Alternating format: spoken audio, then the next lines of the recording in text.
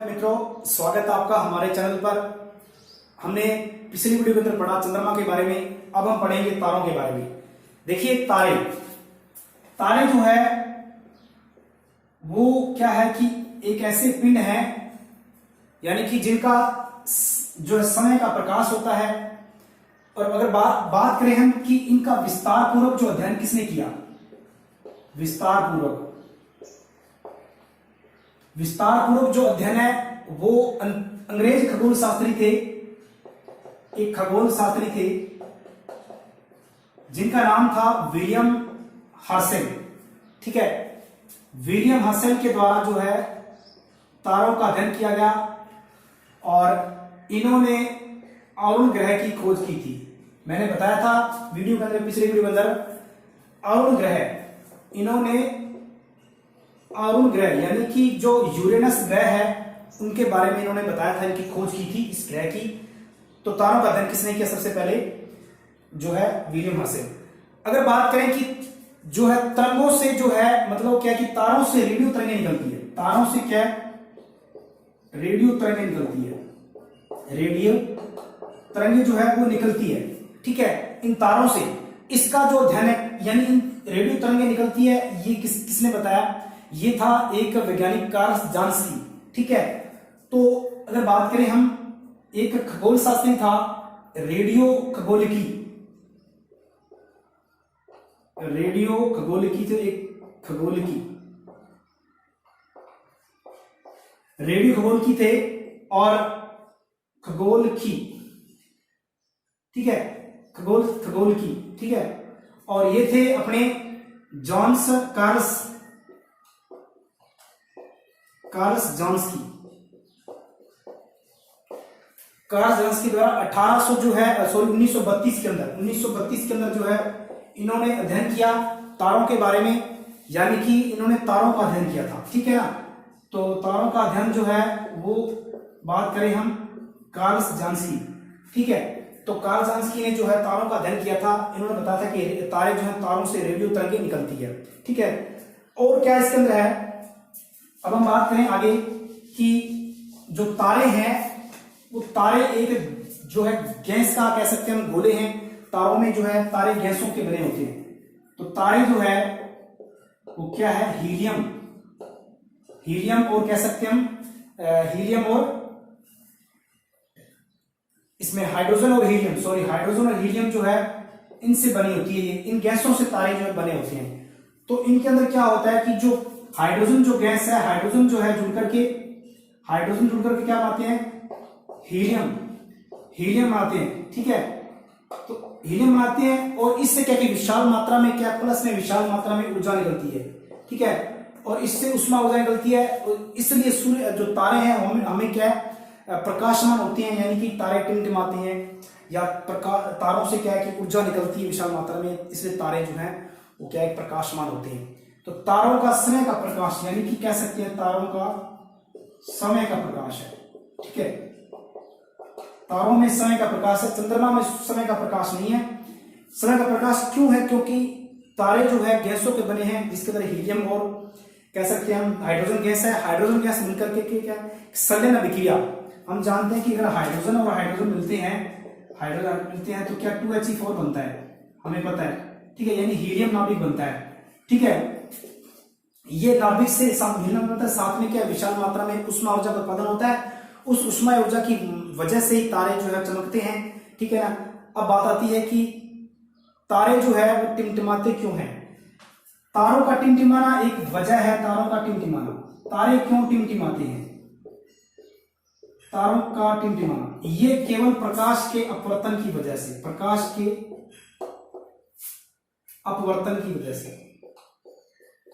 यानी कि प्रकाश तारों का जब प्रकाश वायुमंडल की परतों से गुजरता है तो धूल के कण वायुमंडल की परतों में घनत्व होता है अलग अलग, उससे क्या कि प्रकाश का जो है अपवर्तन होता है। प्रकाश यानी कि यहां से जैसे ऐसे इस प्रकार से क्या है कि हम तक पहुंचता है, और हमें तारे जो है टिमटिमाते प्रतीत होते हैं, क्योंकि प्रकाश जो है वो अनेक परतों से गुजरता है, जिससे प्रकाश जो है हिलता है। मतलब ठीक है, सीधी रेखा में गमन नहीं करता, बल्कि इधर उधर दाएं बाएं मुड़ करके हम तक पहुंचता है, जिससे हमें जो तारे हैं वो टिमटिमाते लगते हैं, लेकिन टिमटिमाते हैं नहीं, वो हमें प्रतीत होती है।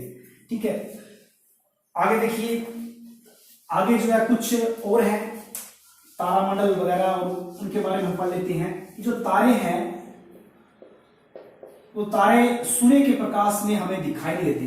सूर्य के प्रकाश में, सूर्य के प्रकाश में क्या है, वो दिखाई नहीं देते। ठीक है, तारे जो हैं, क्योंकि सूर्य का प्रकाश इतना होता है कि वो दिन के समय हमें दिखाई नहीं देते हैं। अब बात करते हैं कि तारे जो हैं वो हमेशा पूर्व से पश्चिम की तरफ क्या करते हैं, परिक्रमा करते हैं, गति करते हैं। तो तारे जो है पूर्व से पश्चिम की ओर गति करते प्रतीत होते हैं। यानी कि तारे जो हैं पूर्व से पश्चिम की तरफ गति करते हुए प्रतीत होते हैं। क्यों प्रतीत होती हैं? क्योंकि जो पृथ्वी है, क्योंकि पृथ्वी जो है वो हमेशा पश्चिम से पूर्व की तरफ गति करती है। क्योंकि जो पृथ्वी है वो पश्चिम से पूर्व की तरफ गति करती है। अगर कोई पृथ्वी है, यानी कि पृथ्वी है, अब ये पृथ्वी जो है अगर इस प्रकार से गति कर रही है, इस प्रकार गति है, तो तारे जो है वो हमें हमेशा इस प्रकार पूर्व से पश्चिम की तरफ गति करते हुए लगेंगे। अगर हम यूं घूम रहे हैं तो तारे जो है आगे की तरफ गति करते आएंगे। ठीक है, तो बिल्कुल उल्टा दिखाई देता है। अगर तारे पूर्व से पश्चिम गति करते हुए प्रतीत होते हैं, तो पृथ्वी क्यों प्रतीत होते हैं? क्योंकि पृथ्वी पश्चिम से पूर्व की तरफ गति करती है। अब देखिए, कोई भी तारा अगर वो सूर्य उदय होने से पहले अगर हमें दिखाई देता है, कोई भी तारा, तो वो सूर्यास्त से पहले जो है वो तारा छिप जाएगा। ठीक है, तो अस्त हो जाएगा। ठीक है, अब बात करते हैं, मैंने बताया था कि पृथ्वी के सबसे निकटतम जो तारा है, वो तारा सूर्य के बाद कौन सा तारा है? वो सबसे निकटतम तारा जो है वो है अल्फा सेंटोरी। ठीक है, अल्फा सेंटोरी। अब जिसे हम प्रोक्सिमा, इसका दूसरा नाम क्या है? Proxima Centauri. ठीक है, तो इसका दूसरा नाम अल्फा सेंटोरी है। ये जो तारा है वो पृथ्वी के निकटतम तारा कह सकते हैं सूर्य के बाद। ठीक है, अब देखिए, अब हम बात कर लेते हैं आगे हम बात करते हैं ध्रुव तारे की। ये तारे थे जिनका समय का प्रकाश होता है जो पूर्व से पश्चिम की तरफ गति करते हुए प्रतीत होते हैं। अब बात करते हैं ध्रुव तारे की। ठीक है, देखिए, ध्रुव तारा जो है पोल स्टार कहते हैं हम इसे ध्रुव तारा हमेशा जो है पृथ्वी के अक्ष, जैसे ये पृथ्वी का अक्ष है।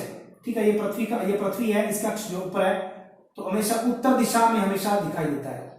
पृथ्वी के अक्ष के ऊपर जो है तारा, ध्रुव तारा हमें दिखाई देगा। और ये गति करता नहीं है, ये गति नहीं करता है, ये गति बिल्कुल भी नहीं करता है, ये स्थिर रहता है। बल्कि बाकी जो तारामंडल उनके चारों तरफ जो है गति करते हुए प्रतीत होते हैं। ठीक है, तो ये फिक्स रहता है उत्तर दिशा में। अगर बात करें नीचे जो दक्षिणी गोलार्ध है, ठीक है, इस दक्षिणी गोलार्ध से हम ध्रुव तारे को नहीं देख सकते। ठीक है, क्योंकि बहुत ऊपर रहेगा वो उत्तर दिशा की तरफ। ठीक है, अब हम बात करते हैं तारामंडल की। ये बात हुई ध्रुव तारे की, जो कि हमेशा उत्तर दिशा में है। ठीक है, पृथ्वी के ऊपर की तरफ है अक्ष में। अब बात करते हैं तारामंडल। देखिए, तारामंडल, तारों का मंडल। ठीक है, नाम से पता चल रहा है। देखिए, तारामंडल क्या है? तारों का समूह होता है, एक तारों का समूह होता है जो एक विशेष प्रकार का पैटर्न बनाते हैं। ठीक है, एक विशेष प्रकार के पैटर्न में व्यवस्थित होता है। ठीक है, और आकाश में केवल एकमात्र क्षेत्र का निर्धारण करता है। ठीक है, तो कह सकते हैं तारों का यह समूह होता है तारामंडल, जो एक विशेष पैटर्न में क्या होता है? व्यवस्थित होता है। ठीक है, व्यवस्थित होते हैं। ठीक है, और जहां पर कोई एक विशेष क्षेत्र को निर्धारित करते हैं वो। ठीक है, तो ये हुआ तारामंडल। अब देखिए, इसकी एक परिभाषा और है कि पहचाने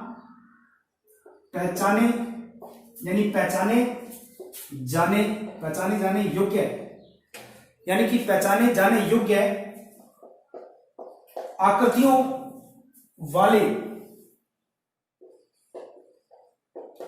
आकृतियों वाले तारों का समूह, आकृतियों वाले तारों का समूह। ठीक है, अब देखिए बात आती है कि ये परिभाषा की। ठीक है, इनको हम क्या कहते हैं, तारामंडल कहते हैं, यानी पहचाने जाने योग्य आकृतियों वाले, यानी कि कुछ ऐसी आकृति होती है जिनको हम देखते ही पहचान लेते हैं। तो ऐसी और एक विशेष पैटर्न में वो व्यवस्थित होते हैं और एक विशेष क्षेत्र में वो व्यवस्थित होते हैं, इन्हें क्या कहते हैं, तारामंडल कहते हैं। अब देखिए एक प्रसिद्ध जो है आकाशगंगा के अंदर क्या है, आकाश के अंदर जो है एक निश्चित क्षेत्र में जो जितने भी वस्तुएं हैं, यानी कि वो सब तारामंडल का निर्माण करती है या ठीक है, ये बात हुई तारामंडल की। अब कुछ विशेष जो है तारामंडल है जिनके बारे में विस्तार से पढ़ेंगे। आकाश में जो है, आकाश जो पूरा है उसको अगर बात करें हम पूरे आकाश को 88 तारामंडलों में विभाजित किया गया है। आकाश को, पूरे आकाश को, आकाश के अंदर 88 तारामंडल है अलग अलग। ठीक है, इनको बांटा गया 88 तारामंडलों में, जिनमें प्रत्येक की अपनी एक निश्चित सीमा होती है। जितने तारामंडल है हर तारामंडल की अपनी निश्चित सीमा होती है। अब बात करते हैं कि किसी भी तारामंडल में, मान लेते हैं कोई तारामंडल है, उस तारामंडल के अंदर बहुत सारे तारे होते हैं। ठीक है, उस तारामंडल में बहुत सारे तारे होते हैं, बहुत तारे होते हैं। ठीक है, बहुत तारे होते हैं, असंख्य तारे होते हैं। और बात करें कि केवल कुछ तारे होते हैं जिन्हें हम नंगी आंखों से देख सकते हैं। ठीक है, मान लेते हैं कि ये तारामंडल है, इस तारामंडल में मान लेते हैं कि ये कुछ बड़े बड़े तारे हैं जो हमें दिखाई दे रहे हैं। ठीक है, लेकिन इसके अंदर छोटे छोटे असंख्य और तारे होते हैं, हजारों तारे होते हैं जो जिनका प्रकाश कम होता है या फिर वो बहुत ज्यादा दूर होते हैं। ये हो सकता है हमारे से नजदीक हो। तो एक तारामंडल में जितने भी तारे हैं वो हमसे समान दूरी पर नहीं होते। एक बात याद रखना कि कुछ तारे हमसे ज्यादा दूर हैं जो कि हमें दिखाई दे रहे हैं, कुछ नजदीक हैं, लेकिन हमें वो एक ही क्षेत्र में लग रहे हैं कि वो सारे एक ही क्षेत्र के अंदर या एक ही जगह के अंदर है वो। हालांकि वो तारे आपस में बहुत हजारों करोड़ों किलोमीटर दूर है वो तारे। ठीक है, तो यानी कि जिन तारों से कह सकते हैं कि तारामंडल बनता है वो हमसे समान दूरी पर उपस्थित नहीं है। बस सीधी बात ये है। अब सबसे पहले जो पहला विशेष हम बात करेंगे कुछ इंपॉर्टेंट तारामंडलों की जो कि एग्जाम की दृष्टि से महत्वपूर्ण है। तो सबसे पहला जो तारामंडल है वो उसका नाम है अर्सा मेजर। अर्सा मेजर, ठीक है, हिंदी में लिख रहा हूं अर्सा मेजर। इसको दूसरा नाम है इसका सप्तऋषि। सप्तऋषि जो है मंडल है, कह सकते हैं हम ग्रेट, इसको हम ग्रेट बियर भी कह सकते हैं, ग्रेट बियर, बड़ा भालू। ठीक है, और इसका नाम बिग डिपर भी है, इसका नाम बिग डिपर। इसके कई उपनाम है जो कि लिख रहा हूं मैं, बिग डिपर। ठीक है, ये है, यानी कि अर्सा मेजर, सप्तऋषि मंडल कह सकते हैं, इसको हम ग्रेट बियर कह सकते हैं या बिग डिपर भी कह सकते हैं, बिग डिपर। ठीक है, अब देखिए इसकी आकृति किस प्रकार से होती है। इसकी आकृति जो है, इसकी आकृति जो है वो एक करछी कह सकते हैं, करछी, करछी की आकृति की होती है। अब करछी आप जानते हैं कि जिस प्रकार से करछी होती है, तो अगर हम बात करें इस प्रकार से, मैं करछी बना देता हूं।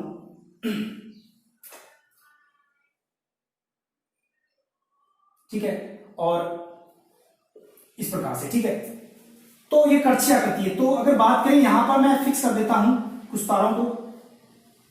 ठीक है, यहां पर फिक्स कर देता हूं तारों को, जैसे ये तारा हो गया, एक तारा ये हो गया, एक तारा यहां पर हो गया। ठीक है, और एक तारा यहां पर हो गया, एक तारा यहां पर हो गया, एक यहां पर हो गया और एक यहां पर हो गया। अब आप देख सकते हैं कि ये 7 तारे हैं। ये आकृति जो है करछी बन रही है। अगर बात करें हत्ती, इसकी हत्ती है। ठीक है, ये इसकी हत्ती है, और ये जो है ये इसकी कटोरी है। ठीक है, अगर बात करें कटोरी है, तो कटोरी में कितने तारे हैं, कटोरी में 4 तारे हैं, और करछी हत्ती में, जो करछी की हत्ती है उसके अंदर 3 तारे हैं। ये है अर्सा मेजर। इसके अंदर 7 तारे, इसलिए इसको सप्तऋषि मंडल कहा गया है। ग्रेट बियर या बिग डिपर भी इसको कहते हैं। ठीक है, अब देखिए कि इसको हम कब देख सकते हैं, रात्रि में, जो हम गर्मियों में रात्रि की, तो गर्मियों में इसको देख सकते हैं हम, गर्मियों के अंदर रात्रि में प्रथम पहर में, इसको हम गर्मियों में रात्रि में हम प्रथम पहर, यानी कि जब हम सोते हैं 8-9 बजे के आसपास में, इसको हम प्रथम पहर यानी कि उत्तर दिशा की तरफ हम देख सकते हैं इसको, रात्रि के प्रथम पहर। अगर हम बात करें कि जो कटोरी है, कटोरी में जो लास्ट वाले दो तारे हैं, इस तारों से मतलब हम सीधी काल्पनिक रेखा खींच दें, इस प्रकार से सीधी रेखा खींच दें तो ये सीधी जाके ध्रुव तारे से मिलेगी। ठीक है, यहां पर यानी कि इसकी दो तारों की सीधी में जो हम रेखा खींचे काल्पनिक, तो सीधी जाके ध्रुव तारे से मिलेगी। ठीक है, तो हम ध्रुव तारा भी आसानी से इसकी मदद से ढूंढ सकते हैं। ठीक है, तो ये बात हुई जो है अर्सा मेजर। ठीक है, तो उम्मीद है कि आपको ये समझ में आया होगा। बस इसकी आकृति पूछता है, तारे पूछते हैं, 7 तारे हैं इसके अंदर। अब दूसरा टाइप देखिए, दूसरा टाइप है लघु सप्तऋषि मंडल। ठीक है, तारामंडल के अंदर दूसरा भाग जो है लघु सप्तऋषि, इसको लघु सप्तऋषि बोल सकते हैं या फिर इसको हम बोल सकते हैं अर्सा माइनर। अर्सा मेजर था वो, ये छोटा है उससे, माइनर, अर्सा माइनर बोल सकते हैं इसको हम लिटिल डीपर, लिटिल डीपर भी बोल सकते हैं। ठीक है, तो ये इसके नाम है, कुछ उपनाम है इसके। अब देखिए ये भी लगभग ये जो है ये बिल्कुल उसके निकट होता है, वैसी सेम आकृति है। इसके अंदर भी लगभग 7 या 8 तारे हैं, वैसा दिखता है। ठीक है ना, और इस मतलब इसको भी हम वैसा कह सकते हैं क्योंकि वो उसके समान है, तो ज्यादा मैं कह लूंगा इसके भी इस प्रकार से 7 तारे हैं। ठीक है ना, इस प्रकार से। तो उम्मीद है कि आपको ये चीज जो है समझ आई होगी। तो ये 7 तारे आप कह सकते हैं कि छोटा है थोड़ा, मंडल से उसके नजदीक ही है। ठीक है, अब बात करते हैं आगे हम तीसरे तारामंडल की, ओरायन। ओरायन, ठीक है, ये तारामंडल जो है इसको हम कब देख सकते हैं? सर्दियों के अंदर देख सकते हैं। सर्दियों में हम अगर बात करें मध्य रात्रि में, मध्य रात्रि में इसको हम देख सकते हैं। ठीक है, और अगर बात करें हम आकाश में जो सर्वाधिक जो है, आकाश में जो सर्वाधिक भव्य तारामंडलों में से एक है, सर्वाधिक भव्य यानी कि सबसे सुंदर तारामंडलों में से एक है, सर्वाधिक भव्य तारामंडलों में से एक है, में से एक है। ठीक है, ये बहुत ही सुंदर यानी कि तारामंडल है। ठीक है, इसके अंदर भी क्या है, लगभग 7 से 8 जो है तारे होते हैं। इसमें भी 7 से 8 तारे हैं, चमकीले तारे हैं, बड़े बड़े चमकीले तारे हैं। अब बात करें इसको भारतीय संस्कृति में क्या नाम दिया गया इसको, अगर इसको बात करें भारतीय संस्कृति में, इंग्लिश में इसको ओरायन कहते हैं, भारतीय संस्कृति में इसको मृगशिरा कहते हैं, मृगशिरा, मृगशिरा। ठीक है, मृगशिरा कहते हैं। ठीक है, और इसका एक नाम है कि न टूटने वाला गदायुक्त शिकारी, न टूटने वाला, न टूटने वाला गदायुक्त शिकारी, गदायुक्त यानी हाथ में गदा लिए हुए तो गदायुक्त शिकारी। ठीक है, तो इसके कई नाम हैं, न टूटने वाला, गदायुक्त शिकारी, और इसे शिकारी भी कहा जाता है, कई बार इसको शिकारी भी कह देते हैं, शिकारी भी इसको कह देते हैं। ठीक है, शिकार करने वाला। ठीक है, अब देखिए अगर शिकारी जो है, इसके शिकारी अगर इसकी संरचना बनाऊं मैं, तो संरचना में अगर बात करें, संरचना की इसकी यहां पर इस प्रकार से, ठीक है, तो बीच में इसके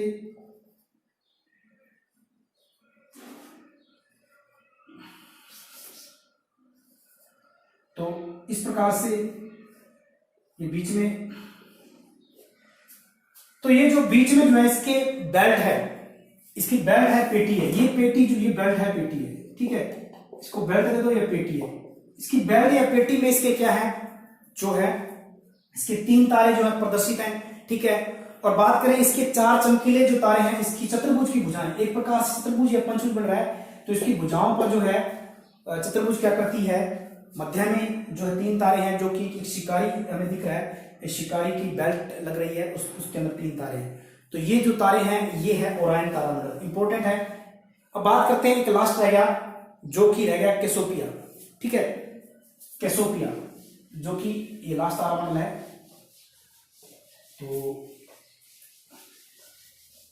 कैसोपिया चौथा तारामंडल है, कैसोपिया।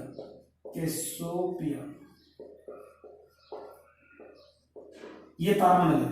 अब देखिए इस तारामंडल में आकाश में सबसे चमकीले तारों जो है, अगर बात करें आकाश में सबसे चमकीला तारा कौन सा है? आकाश में सबसे चमकीला तारा, ये क्वेश्चन पूछा गया है, आकाश में सबसे चमकीला तारा, चमकीला तारा, आकाश में सबसे चमकीला तारा जो है उसका नाम है सीरियस। इसका लुब्धक, इसको लुब्धक भी कहते हैं।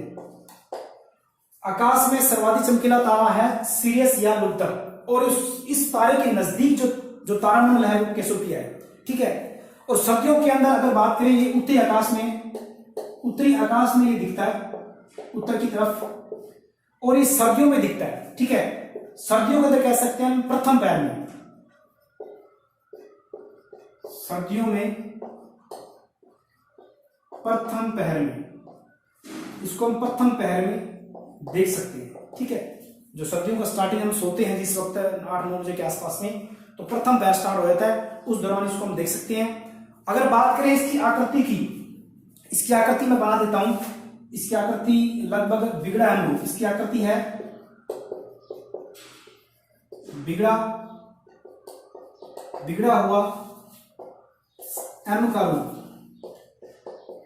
बिगड़ा हुआ एम का रूप, यानी जिस प्रकार एम को बिगाड़ दे हम, जिस प्रकार से इस प्रकार से, यानी कि इस प्रकार से, ठीक है। तो यहां पर एक तारा है, एक तारा यहां पर है, एक तारा यहां पर है, ठीक है, और एक तारा यहां पर है और एक तारा यहां पर है। तो ये इस प्रकार का बिगड़े हुए एम जो है, एम अक्षर दिख रहा है हमें, तो ये बिगड़ा हुआ एम रूप है, तो ये कहलाता है, ये जो तारामंडल है ये कहलाता है कैसियोपिया। उम्मीद है कि आपको जो तारामंडल समझाया मैंने तारों के बारे में वो समझ में आया होगा, वीडियो अच्छा लगा। तो ये था हमारा जो है सौरमंडल जो हमारा कंप्लीट हुआ रीट लेवल 2 के हिसाब से। हो सकता है कि अदर एग्जाम्स के अंदर इंपॉर्टेंट हो, तो उम्मीद है कि आपको क्लास अच्छी लगी होगी। क्लास अगर अच्छी लगी है तो वीडियो को लाइक भी करें, शेयर भी करें, और चैनल को आप जरूर सब्सक्राइब करें। धन्यवाद।